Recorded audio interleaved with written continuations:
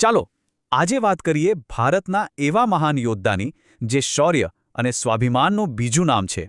એમને એમ નહોતા કહેવાતા મેવાડનસી. એમનું સાહસ અને જુસ્સો જેવા હતા. પણ શું હતું એવું ખાસ એમની વીરતામાં? ચાલો આજે એ જ જાણીએ. કહેવાય છે કે યુદ્ધના મેદાનમાં તો કેમની હાજરી જ દુશ્મનોના હાંજા ગગડાવી દેતી. જરા વિચારો, એમનો ભાલો જ 80 કિલોનો હતો. કોઈ સામાન્ય માણસનું તો કામ જ નહીં.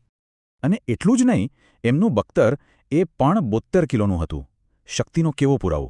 તો કુલ મળીને લગભગ 208 કિલોનું વજન લઈને એ યુદ્ધ લડતા. ખરેખર અકલ્પનીય. હલ્દી ઘાટીના યુદ્ધનો એ કિસ્સો તો જુઓ. એક જ ઝાટકે બહલોલ ખાન અને એના ઘોડાના 2 ટુકડા. પણ પ્રતાપની તાકાત એકલી નહોતી. એમાં સાથ હતો એમના વફાદાર ઘોડા ચેતકનો. અને જ્યારે પ્રતાપ ઘાયલ થયા ત્યારે ચેતકે જે કર્યું એ ઇતિહાસ બની ગયું. પોતે ઘાયલ હતો છતાં 22 ફૂટ લાંબી ખાઈ કૂદી ગયો પોતાના માલિકને બચાવવા. અને માલિકને બચાવીને ચેતકે પ્રતાપના ખોળામાં જીવ છોડી દીધો. વફાદારીનું આનાથી મોટું ઉદાહરણ શું હોય? પણ વાત ખાલી શારીરિક તાકાતની નથી. એમની અસલી તાકાત તો એમનો અડગ સંકલ્પ હતો. આ એમની પ્રતિજ્ઞા હતી.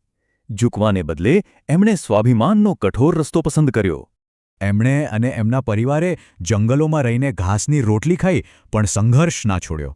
પણ એમનું વ્યક્તિત્વ ખાલી સંઘર્ષનું જ નહોતું, એ સન્માન અને સિદ્ધાંતોનું પણ હતું. એમણે તો દુશ્મનની સ્ત્રીઓનું અપમાન કરવા બદલ પોતાના જ દીકરાને ઠપકો આપ્યો હતો. આવા હતા એમના સિદ્ધાંતો. અને સૌથી મોટું સન્માન તો એમના દુશ્મન અકબર પાસેથી મળ્યું. કહેવાય છે કે પણ પ્રતાપના મૃત્યુ પર રડી પડ્યા હતા.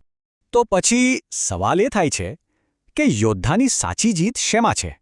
યુદ્ધ જીતવામાં કે સિદ્ધાંતો પર અડગ રહેવામાં?